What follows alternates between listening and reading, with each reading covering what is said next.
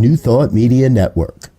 We are a global broadcast network of positive music, media, and entertainment, inspiring humanity's evolution along the journey of enlightenment and creating a world of love, peace, empowerment, and prosperity for all.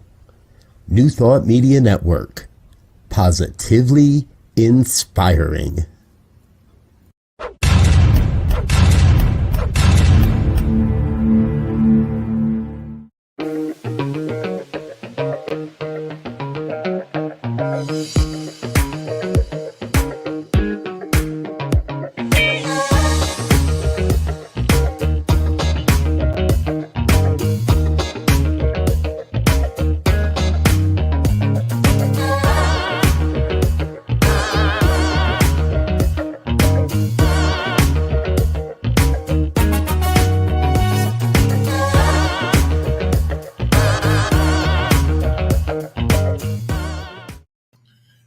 And hello again, dear ones. Reverend Robert, forgetting to turn off the banner image here on New Thought Media Network. It's New Thought Today, happens every Tuesday, 2 p.m. Mountain Time, and I'm here with my dear friend and good buddy, Reverend Sekou. Good afternoon, sir. Yes, good afternoon. Glad to be here. Glad you are with us as well. And I tell you, folks, one of the most amazing things that we get to do around this network is talk to amazing people. And if this is your first time with us, we might not know that what Reverend LZ and I like to do is get together with our guests for about a half an hour beforehand and chat and talk and get to know each other, and then do an interview. So today I want to introduce you to a new amazing friend of the network and a guy that has a lot of stuff that he's working on and doing, and we're excited to share who he is a little bit with you today. Allow me to introduce Fabian Thomas. He's a member of the Universal Center of Truth for Better Living in Kingston, Jamaica, as well as the director of their youth ministry.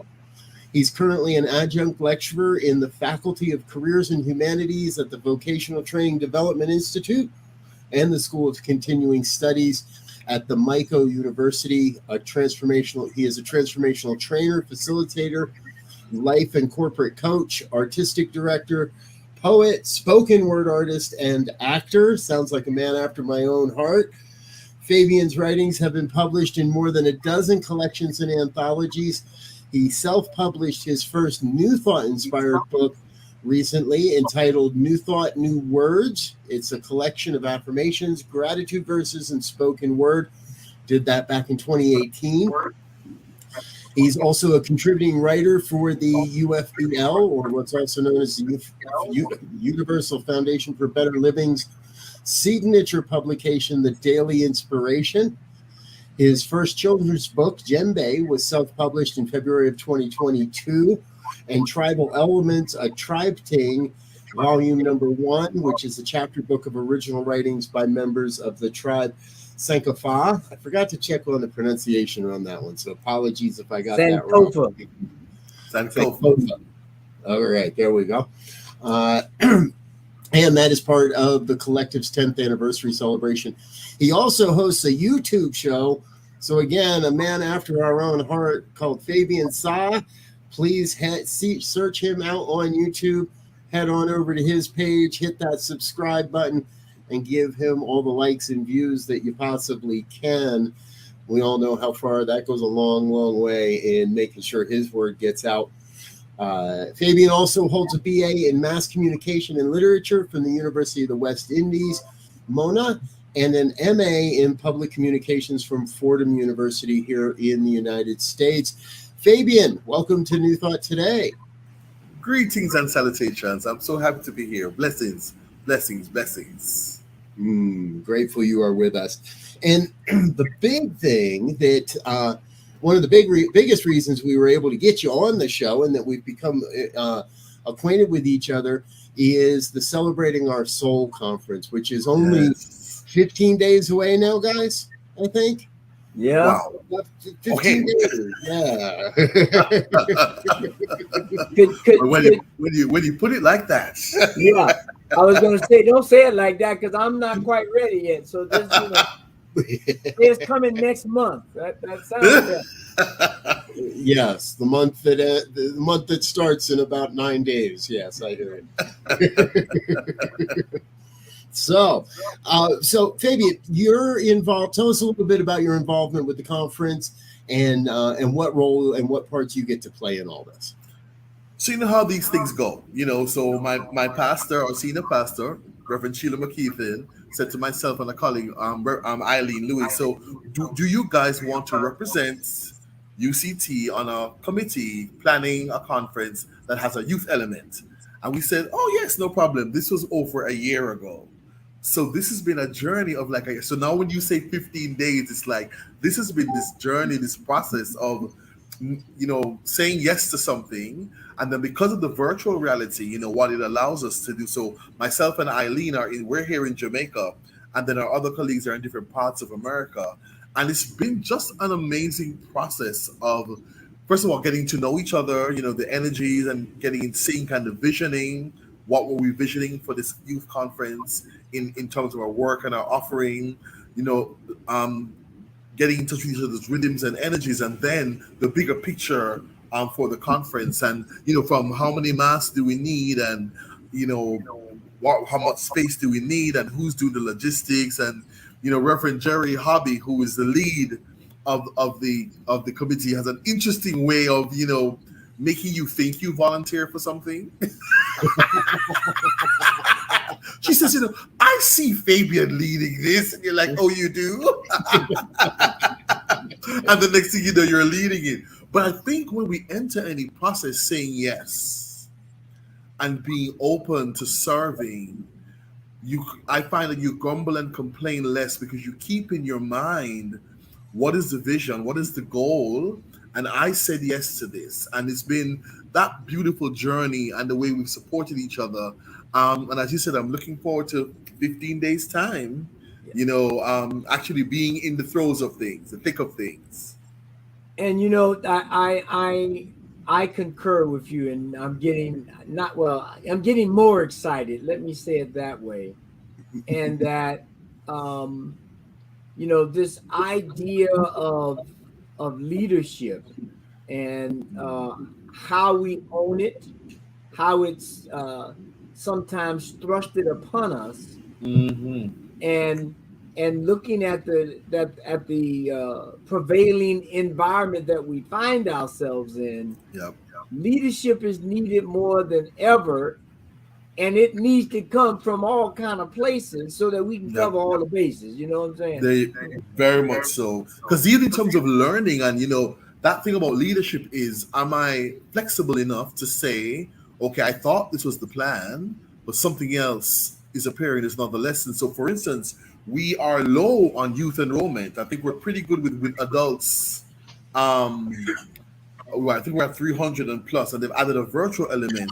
We had not considered a virtual element for the youth, but we're doing that now because we're realizing with youth enrollment kind of low, maybe if we opened it up and had a virtual element for the youth who couldn't physically be on site will be. So we actually have a meeting later on today where we're going to be talking about and unpacking that a bit more, saying, okay, what can we do virtually, in addition to the face-to-face plan that we had, right? Because that's just where we are. Right. And as quiet as it's kept, or maybe not so quiet, that's when leaders really shine, right? When they are given these unexpected conditions that we have to work with, and and then we get the proverbial, you make lemon out of lemonade. That's it. And so when you are nudged out of your comfort zone, yes, or thrust, as the case may be. Well, and I think that's one thing that the conference, in terms of how I'm feeling as we get closer to celebrating our soul, is really a thrust, right? Yes. I think because the word soul is used so lightly Mm. nowadays, I think. Yes. And it doesn't seem, and it could be the craziness in my mind, but it doesn't seem to carry the same emphasis as it did when I was growing up, right? And I think this idea of thrusting our soul and celebrating, and by celebrating, you have to thrust it.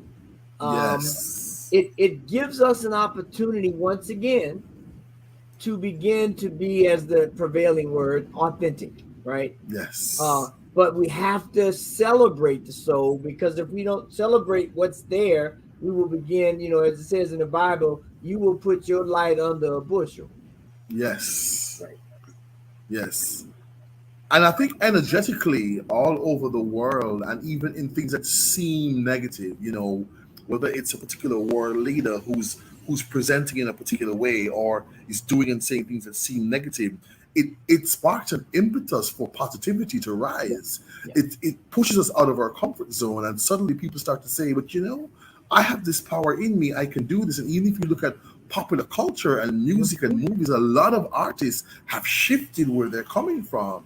Recently I was saying to some friends, I said, if they thought the original Black Panther was huge, have you seen the trailer for Wakanda Forever? I haven't yet, but I just saw that they had crazy trailer watching. It is mind blowing, because what the movie did and generated, and the way we fell in love with our brother Chadwick, and he's no longer with us on this plane. Yeah. But this film it was a bomb. It was a healing, and I think even as well as it did, they didn't think people were gonna dress up and show out. And I'm thinking, if they thought the first one was huge, this trailer they just dropped. It's just because it's speaking to people on a different level. It's moving beyond pop culture to who are you? What is possible? Who's your tribe? What does it mean to be a king? What does it mean to be a queen? What does it mean to love your community? What does it mean to impact the world? So a lot of artists have energetically shifted to, I want to make bolder statements. I love India Ari. When you hear India talk, and she's saying some of the things I was hiding before, I'm going to talk about them now. Yeah. Because I think it's important for people to know. And, from day one, some artists, you mentioned soul. I tell people, I believe Aretha Franklin was the queen of everything. Vocally, she was the queen of every single thing. But Aretha had a way of, when she opened her mouth, what came out of her, I always say, was God. And there's some artists who have that. That is God. That is spirit and ancestors said, I've chosen this vessel who's having this spiritual being, having a human experience to do this work. And those of us who are discerning, or neither you're not, when you hear it or see it, you know that this is something different. Yeah. This is not the run of the mill. And the thing that you said that kind of spurred me up there was, I haven't seen the movie yet, Aretha, with Jennifer Hudson in it, but I heard it's excellent. But but just knowing a little bit and watching the clips, her queenship, if you will, was an act of, I believe, celebrating her soul when you look at her life that led up to her becoming the queen. Definitely. Right? Definitely. And so if you go back to that original statement you made about this whole good and evil, good and bad thing, from a God perspective, if God made everything and everything was good, then there truly is no bad. Now, we understand that there are desirable and undesirable things. Right. There are things that are wanted and there are things that are unwanted. There are things that are life affirming and not so much life affirming. Yes. But that is the culmination, that is the creation, that is the wholeness of life. Yes. And celebrating our soul is going to give us that. Yeah. And that's what the beautiful thing is. Even when we started meeting, I said the name of this conference is just so powerful and beautiful. And for the youth, we wanted to do activities and things that spoke to that made them, gave youth an opportunity to have these conversations with themselves and with us about, who am I? What does my soul mean? What is the journey of my ancestors that has brought me to this space. So we're using spoken word and music and art and craft to have those conversations, to do activities. We're doing, some stretching, some walks in nature, a mixture of things, because we're going to get all different kind of youth, so people can really tune in and plug into what works for them. So we're using the performing arts, spoken word, nature, music.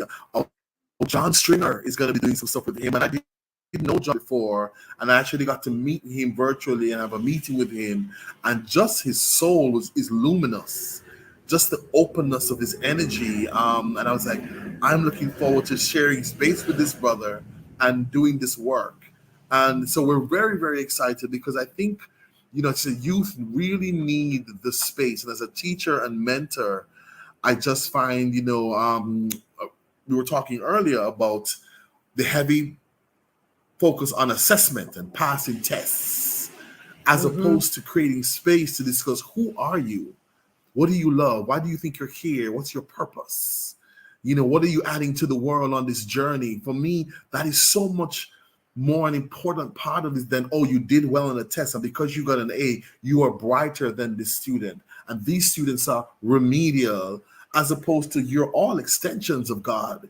You all have the God power and the God light in you. And it's just about helping you find out how you're going to bring it forth, that you're not less than, you're not remedial, you are beautiful and amazing and magnificent. And when you step into that, you are going to shift the world wherever you go. And more young people, and even not so young, need to hear that and have that. Sometimes I'm blown away, and sometimes it brings me to tears when I say what I think is simple things, and students say to me, or young people, nobody has ever said that to me. Yeah. And it breaks my heart. Like, wow. And a lot of people say, nobody is pouring into me. It's more of I'm being picked at, and being, and even spaces to talk about my soul and celebrate me as I am. People want to fix you, or you need to lose some weight. And in Jamaica, we're having an issue with skin bleaching. So a lot of dark-skinned Jamaicans, interestingly, we are a 95% black country in Jamaica. And there's this thing, and people are investing in products and wearing long sleeve things in the sun so they don't get too dark. And because they're saying dark skin is not cool, it's not sexy, they don't like how it looks. And that's based on environment, what people are hearing, as opposed to however you came out of your mother. Yeah. You're beautiful. You're amazing.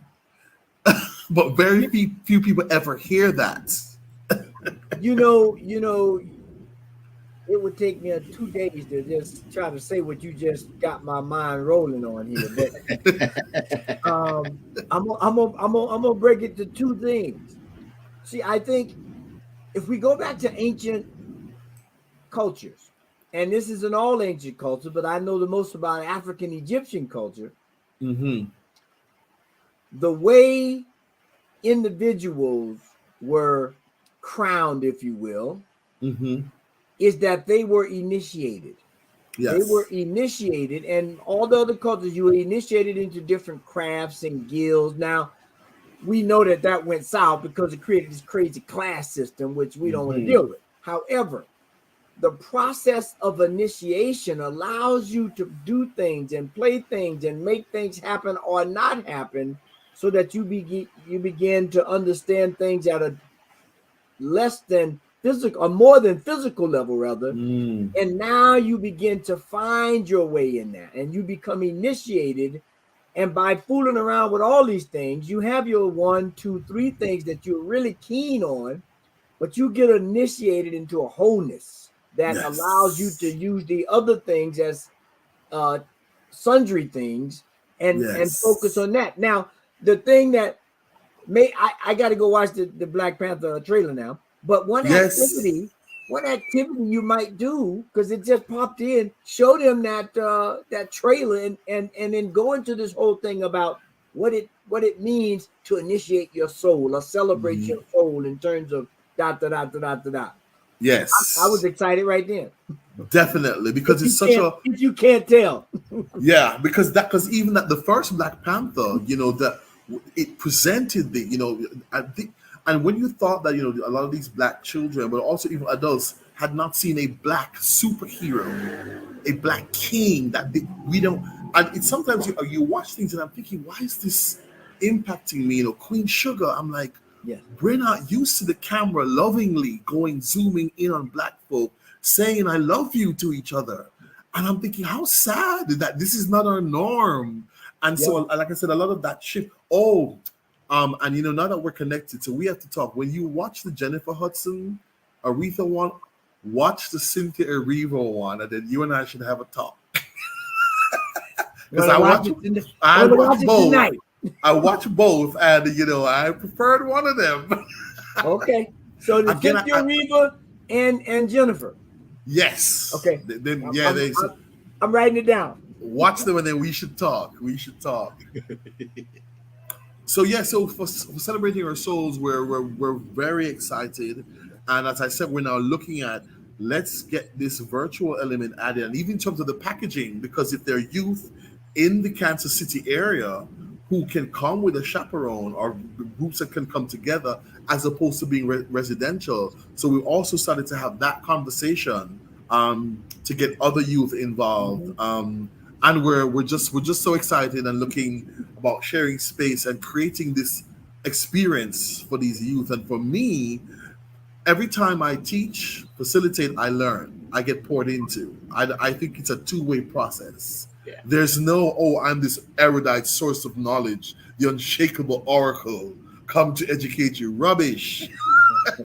I'm not open to being present, to being taught to and ministered to and blessed by who's in front of me. I think I missed the point. Yeah. And so you just remind me of that scene in Matrix where Matrix goes and asks the oracle, give me the juice. She said, also named Gloria. Oh yeah, that scene, beautiful. And she said, I ain't got no juice for you. I just told you. Yes. As she lit her cigarette, she said, "Look, dude. Why do you think I have your answer? That's not how it works." Yes. But we're having fun with this, but that is really what we have to begin to create with the kids. Create that curiosity and that investigation, and then when they feel like they're stumped, we give them the crown and the thorns, if you will, that says, yes, you have the tools, the knowledge, but you gotta figure out when to put one on and take one off, and vice versa. There you go. And I think of, what do you think? And let them answer. What do you think? And you get them now into this idea of deconstructing ideas and critical thinking.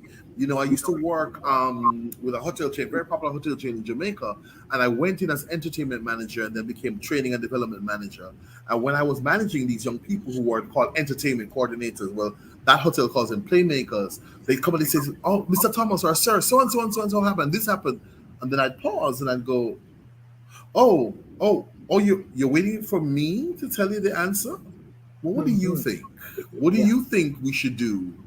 And I'm going to say 8.5 to 9 times out of 10, they had an idea. Yeah. But I was supposed to, because I was the manager, I was supposed to. And I was like, "No, what do you think?" And I used to always say to them, "At least try something. You've been working for me for a while. You know the business. Go inside and figure out, what should I do about it? And tell me what you tried." As opposed to, and so many of them, even years after working with me, said, "Thank you so much for challenging me and giving me autonomy of my ideas and thoughts." Because a lot of other people, the leader shut them down. If it doesn't come from me, how dare you have a thought? Yes. And even I say to parents, how dare you have an idea? Ask the child what they think. Stop getting upset when she says she doesn't like this dress. She doesn't like the dress. You think it's great. She thinks it's itchy and ugly, and that's okay. Don't get mad. Yeah. Well, and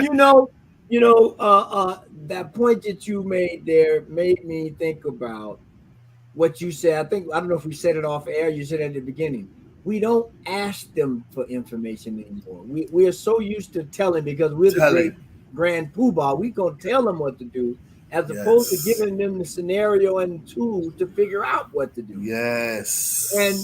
and I love there's this verse in the Bible. I think they asked Jesus, "Are you the Christ?"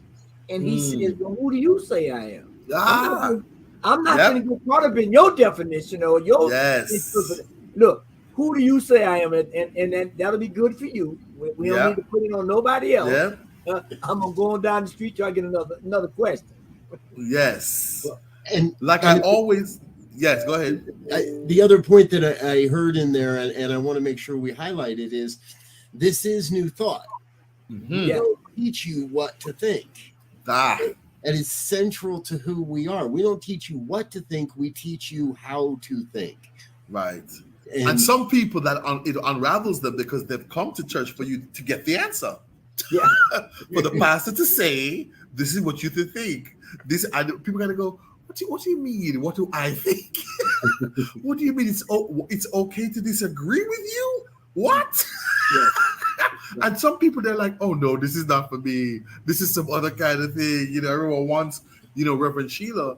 And she says this all the time. She said, I just read a few more books and got qualified. Yeah. You don't need me to get to God. You don't need people. People are like, what? Because the pastor is supposed to be the pathway. And how can I be? And she says, I just read a few more books and got qualified. You have a direct line to the Holy Spirit. You don't need my permission. You don't need me. You don't need me. And so for me, it opens up this beautiful space. As you said, for us at the center of our being, who are you? What is resonating with you? What is you? And for me, there's a beauty in that, whether it's youth or not so young, of when you come to the knowingness that's in you, that's inside you, when it generates. I say to somebody, I do training and facilitation. I teach. I'm in the performing arts, and I know that's why I'm here. Because when I'm doing those things, I'm in that zone. And I know spirit is with me and my ancestors, and I can feel them. I don't have to question it. And I know this is bigger than me, but it is my spot. This is my place. And I think the biggest thing for education is helping people feel that. When you feel that thing that says to you, yes, this is my purpose moment. And then you find and then some people have several kinds of those things, but you find ways now to draw those things to you or create those things because you know at the core of your being that this is your purpose and why you're here. I'm sitting here chomping at the bit, right? like, let's get this race started now. Because I don't want to wait 15 days. Is that what I just heard? I want to wait 15 days here? I'll wait. But what has me chomping is when Fabian, when he just gave that soliloquy, if you will, his whole energy, his everything exhibited the words. Don't you see? You know what I'm talking. Don't you see? I know what I'm talking about. If somebody had come by and not seen it, or know what we were talking about, rather, and they saw that, they would have said, "I'm not quite sure what he's talking about, but he's passionate about it. He has some authority in it and over it, and he is making sure at multiple levels, even if you understand it, you feel it, right?" And so when we look at our youth today, our young people, we have to begin to have them, in addition to getting the information, we have to get them to begin to feel that information so that it begins to resonate at different points of the body, or different spots in the brain, or different articulations of the idea, so that they can begin to be themselves and celebrate their soul. And again, just that whole thing of, the way popular culture should say, Lena Waithe has a show called The Shy. And in this season, they've added Jason Wheeler as an ex-con, and he has brought such light and grace in the way he plays this former inmate there's a vulnerability, and he's questioning who he is and his self-worth, and he's reconnecting with a friend, and now he is showing up as a mentor to a young kid who's running the street, who's homeless, who's trying to rob people, and he's saying to him, what are your dreams? Yeah. And the young man is asking, why do you care about me? He said, because nobody asked me that, and I see you doing this, and I don't want you to go down this road, so come. And I'm thinking such this beautiful thing of this man, ex-convict who's on his own self-discovery journey, who recognizes the need to stand up and be present for this young man. And, you know, a lot of our so many youth, and especially young men, need that. Yeah. Need people who are standing for them, who are seeing beyond what is appearing and saying, I'm holding space for you and holding consciousness for you, and I'm speaking over you and pouring into you, because I can probably see what you can't even see yet, but I'm seeing it for you. I'm holding it, and that is an amazing gift that I think we all have to share with people, to say, I just see so much in you, and it's now providing space and a listening ear, whatever opportunities to explore and unpack that. And I'm hoping, again, for these youth who come to the conference, that it might be a starting point or continuation of that journey for them. Yeah, and you know, I had this epiphany as you were saying that on the concept of holding space, right? Because what popped into my mind as you were talking is that as teachers, mentors, parents, gurus, oracles, anyone that's disseminating information, my job is really to hold the space so you can come feel it. Hey, Yeah, because so all of my wrangling and whatever I'm doing to you ain't to upset you or aggrandize you, just for you to come and take this space. And I'm giving you the parameters. It's 2 feet this way and a foot that way, or whatever it is. So that when you stand as a young person, now we roll, because there's no concept of inconsistencies or any of that in your mind. You've worked out the space. You've measured. You know, that's why you go to Egypt. They're always talking about these measurements. They're measuring space, which includes time. And so now we need our young people to step into that, because they are the future. Wait, I ain't trying to put no pressure on them though. But And I find when if there's something that I say, and every time I say it, people are really impacted by that, and sometimes I have to repeat it. And I say, you know, as you grow into yourself and your beingness, it's important to, in Jamaica, there's a saying, smile up yourself. Like, you know, you say, don't smile up yourself, take space, but then also make space. Because that's the other piece of that coin, is you take the space that you need to shine and soar, but then you make space for others. And that's such an important kind of yin and yang kind of thing. Yeah. Take space and make space. Make space. I love this. This is a good one. Hey, folks, if you wonder what you've stumbled into, this is New Thought Today here on the New Thought Media Network. We're here every Tuesday afternoon. Myself and my co-host, Reverend LZ, our special guest, Fabian Thomas, today, all the way from Kingston, Jamaica. We're going to take a quick break and let everybody grab a drink of water and do a quick little chair yoga stretch type thing. Don't go anywhere. Stay with us. We've got more with Fabian Thomas here on New Thought Today in just a minute. We'll be right back.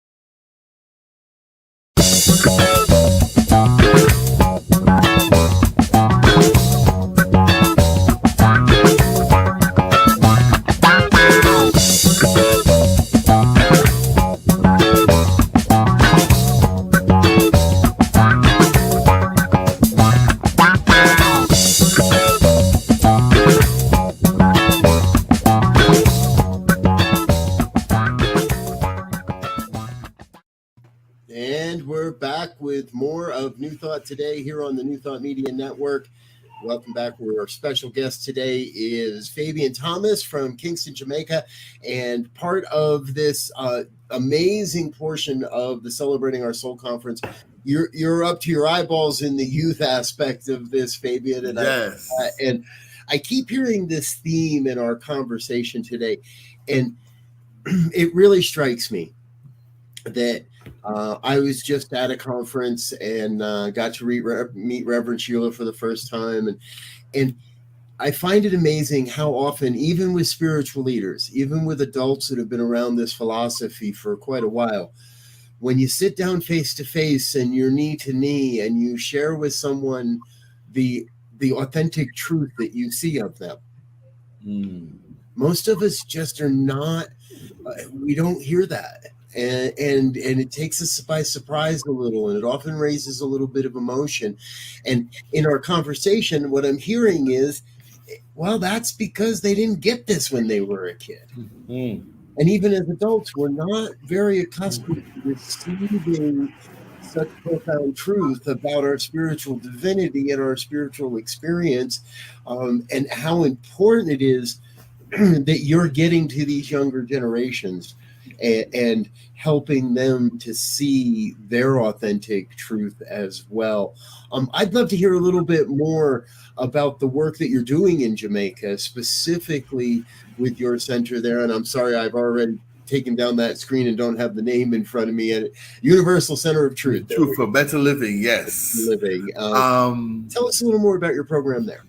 So we are, I'm going to say we're one of the few UFBL churches who kept the youth ministry thing going. We went virtual. So with COVID, we said, let's dig in. So Reverend Sheila asked me to step up from being a teacher to being the director of the youth ministry. And I said, we should revamp and go virtual.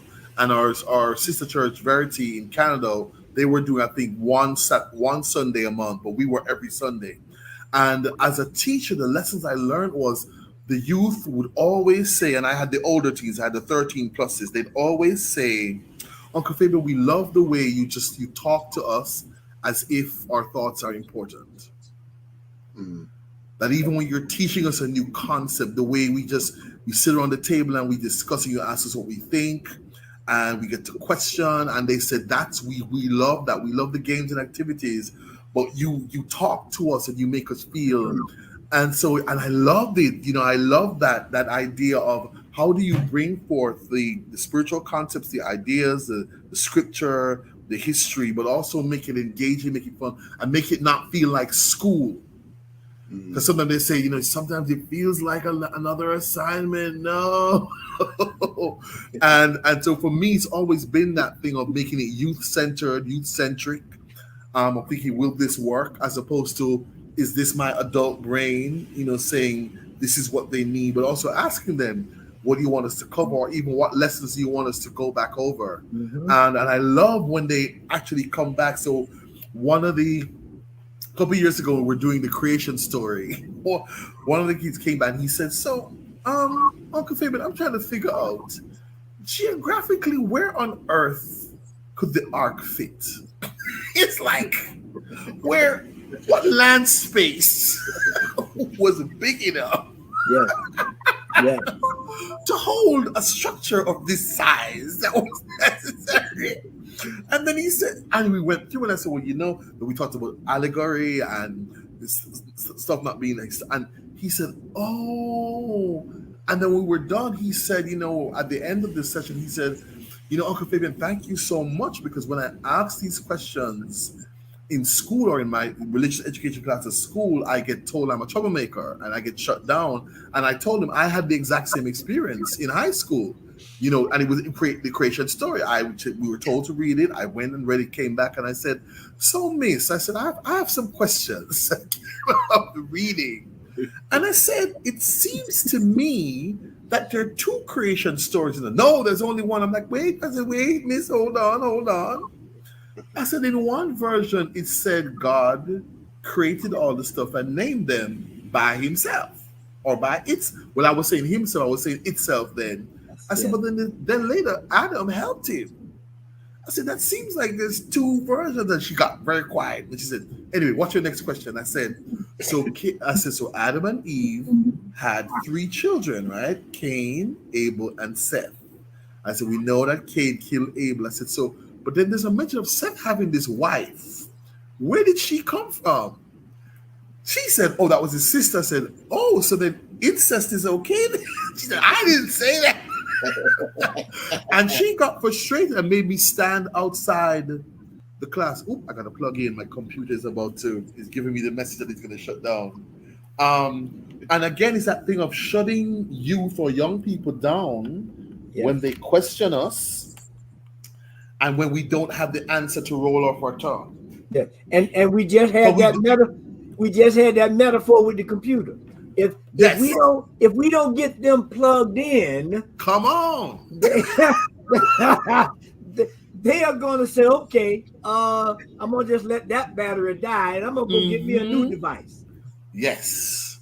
As opposed to let's have this conversation. I have these questions, and the why, that thing, people hate that why phase with kids. Why? Or when you give them, they say, but why? But why? And sometimes we have to say, I don't know. I just accepted it.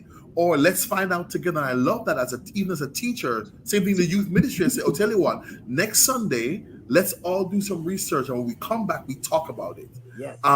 Because I don't have to have all the answers, but we can take this journey and unpack it together. Because you've asked me something that as opposed to, a lot of kids get labeled troublemakers, they get shut down because their brains and they're thinking outside the box, as opposed to we have to nurture that.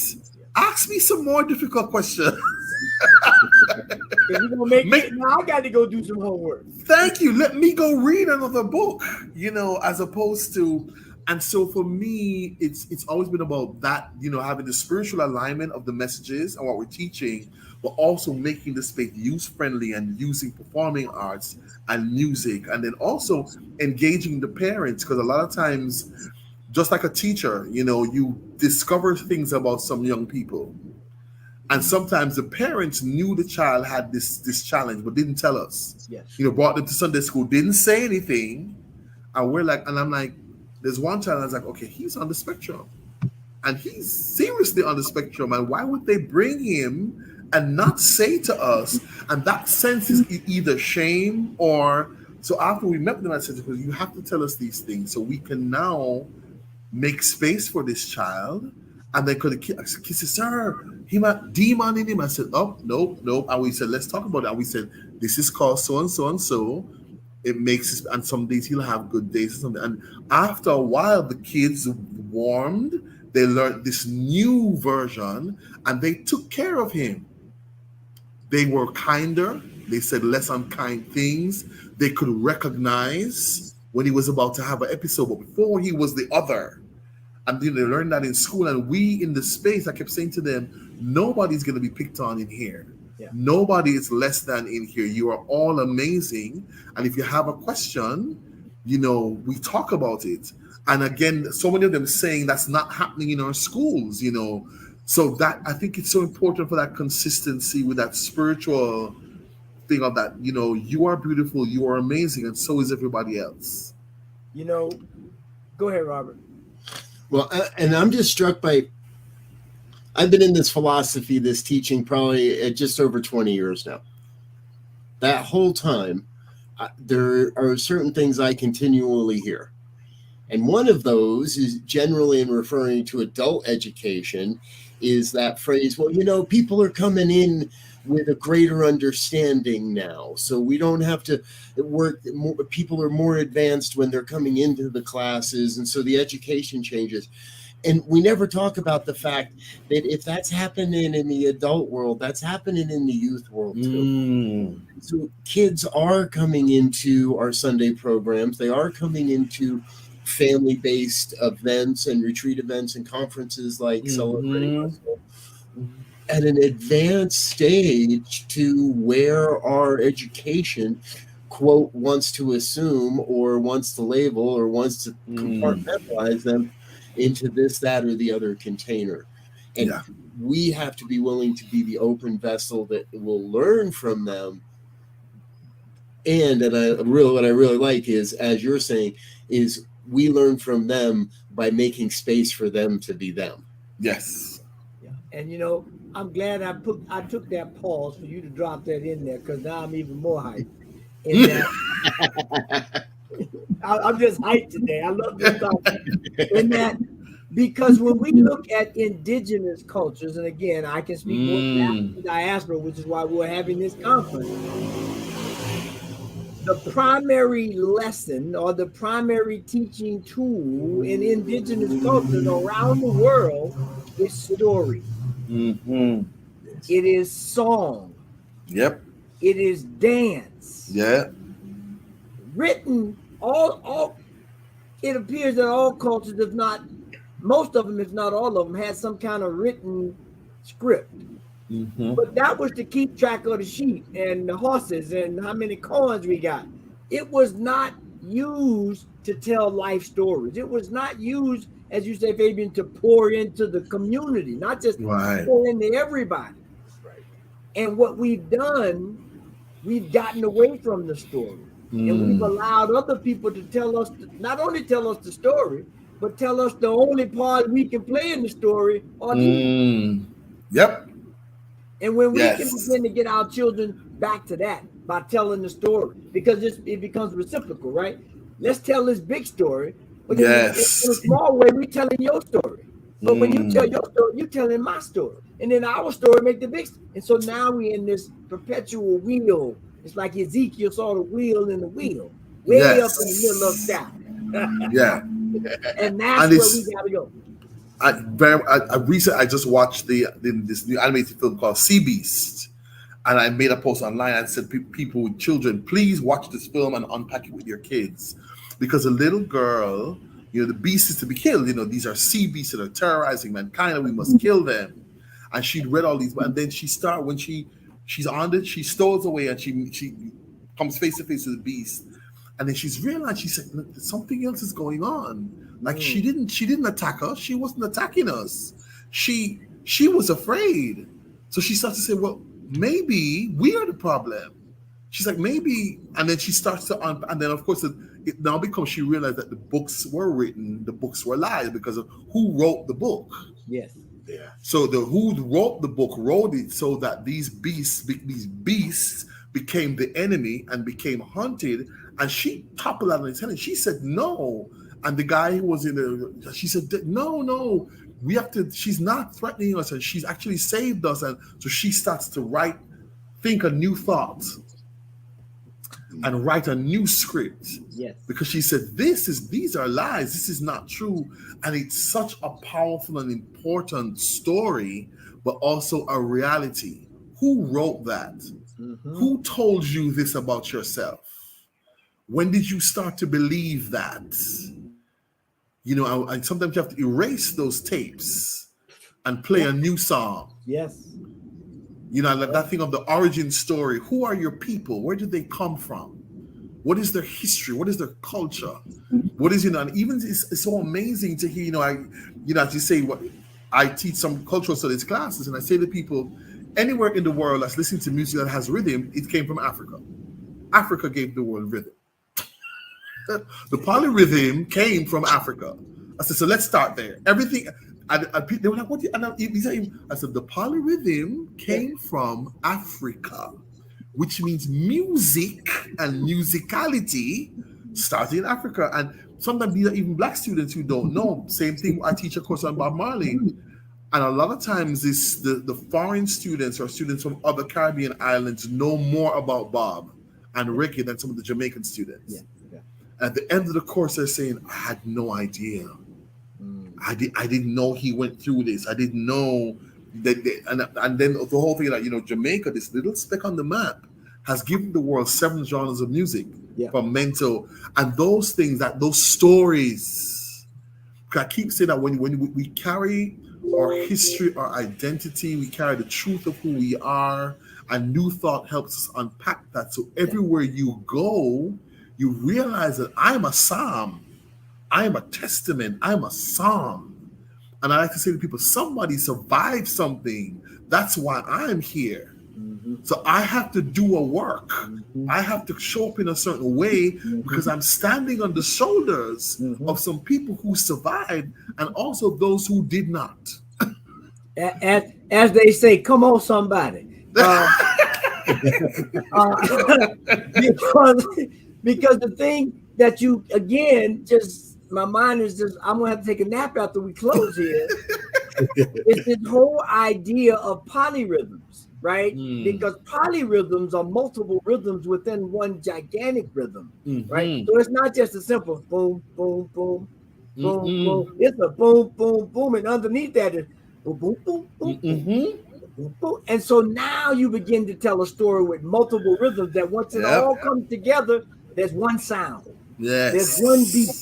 There's one song that's being played. And when we can use these as the teaching tools for the youth, for the old, for the everybody, time. Now we're gonna be celebrating some real soul. There you go. People gonna be playing, and it's gonna be because in reggae, reggae notoriously counts on the offbeat. So a lot of non-Jamaican, when they learn it, they say, "But this is not the right count because we're playing in the middle of that second and third beat." Just like jazz, when they came to see these black unlettered people playing this noise, because no real art can come from these people, these poor folk in the South, these sharecroppers. This is how can jazz and blues be real music? And then when some academics start to say, "Oh, but wait a minute," or when a white person had a hit with it, it became art. But they learned from these people because it's like, well, how can these people be creating art? And I'm like, because the blues singers kind of said, "Look, I'm broke, I can't pay my rent," and the audience understood that. And yet they created this sound and that whole idea of helping our youth and even those of us who are not so young. Like I said, what is our origin story? Who are your people? What did they create? A lot of Jamaicans had family who helped to build the Panama Canal. They went there and never came back. So there's a whole Jamaican community there now. The Jamaicans Windrush, who went to England to help build England, then faced horrible racism, had to dig deep into who they are. I was born in England, but my parents, it was very clear. They were like, okay, so we're not from here. They don't want us here, and we're not staying here. So they came back to Jamaica when I was 7. Because my dad they were clear. They're like, this is where we are right now, but they don't want us here, and we're not staying. So when I was 7, they moved back to Jamaica, and we've been here ever since. I've traveled to London since then, but it's that whole idea of who are you? Where do you come from? Who are your people? And then also now, why are you here? Yes. And see, that whole thing there just in my mind capsulizes jazz, right? Your story, because jazz, offbeat music is an improvisation over the top of some foundation, if you will. And so now when I can get into the blues, and the foundation is I'm in a bad way right now, but I can improv in that blues and make something beautiful or make something healing. Or I can be in the jazz or in my family or whatever it is, and I can improv out of this situation. Yes. And that's what's so exciting to me about what we, are streaming for in terms of the youth. Yes. Is that we need you to come here and be improvisational, because I can't describe to you with any clarity what situations you're going to find yourself in. No matter how much I describe to you what a mango tastes like, until you eat the mango, you got no idea what I'm talking about. There you go. Folks, we have officially reached that point where Elzia is talking about eating mangoes. I'm gonna get a rubber chicken in the future every time we get to that mango story. So we're laughing and having a good time here, folks. We need to take one more brief moment before we wrap up to say thank you to our sponsors and our committed givers. We're not going away, though. Stay with us. We'll be back in 37 seconds with final thoughts. You're listening to New Thought Today and here on the New Thought Media Network. Stay with us. We'll be right back. On behalf of everyone at New Thought Media Network, thank you for being a member of our virtual family. Your financial contributions help share the New Thought message with people from around the world. Please visit and contribute at www.ntmedia.org/donate. New Thought Media Network. Come be you. And please like, share, and subscribe. Until next time, peace and blessings.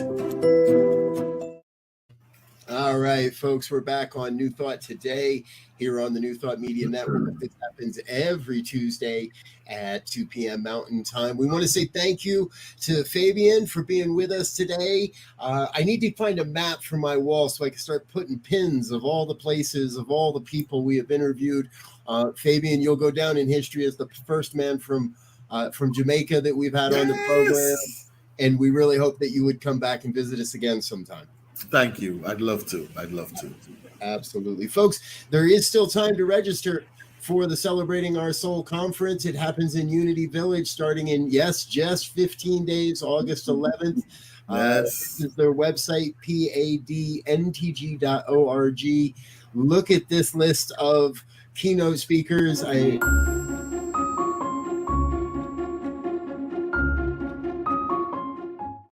So I got to hear it for the first time this past week as well. Bishop Jack Bomar, Reverend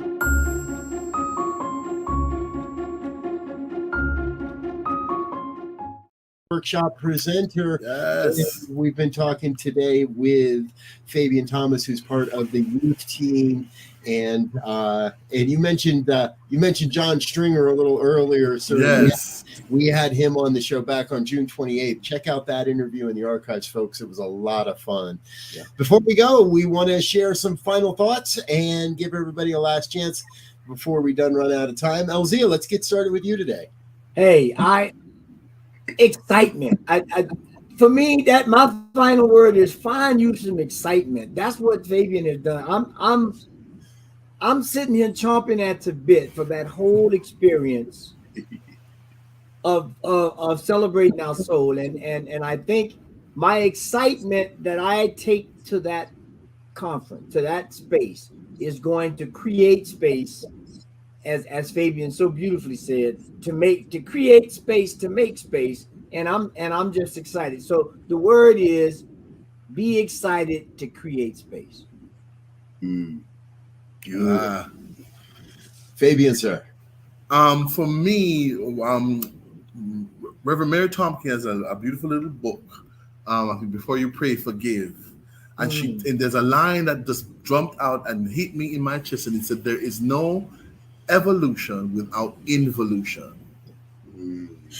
And for me, and I have a saying that I have it in a little meme as well, that we cannot be our better selves today by being who we were yesterday. It's just not going to happen. So are we doing that work to be our better selves each day, and shedding some stuff and thinking a new thought and therefore showing up differently? Amen. Beautiful. Thank you. Last week in Chicago at the International New Thought Alliance 107th Congress, there was a theme that emerged, and that is that all of us in New Thought, we're all part of the same family. Might come from a little bit different background, a little bit of a different upbringing, but we all found the truth in a way that we could hear. And I love what's happening at Celebrating Our Soul, because what I get is it's presenting this philosophy in ways that a number of different demographics, different groups, if you will, can hear the message of New Thought. And I find it great because I'm meeting all kinds of brothers and sisters and cousins and uncles I didn't have, and I didn't know that I had, and now we do. So part of what New Thought Media Network's all about is creating just that, a network of like-minded individuals supporting the evolution of human consciousness through the New Thought philosophy. Fabian, you are absolutely doing that. And I personally love having you as a part of the family. Thanks for being with us today. Thank you. Blessings, blessings, blessings. Thank you. Folks, we've run out of time, so we'll be back again next week. Please plan to join us. Do share, like, and subscribe. Let your friends know what you like about New Thought Media Network. Until next time, we wish you peace and richest blessings. Blessings. Bye now.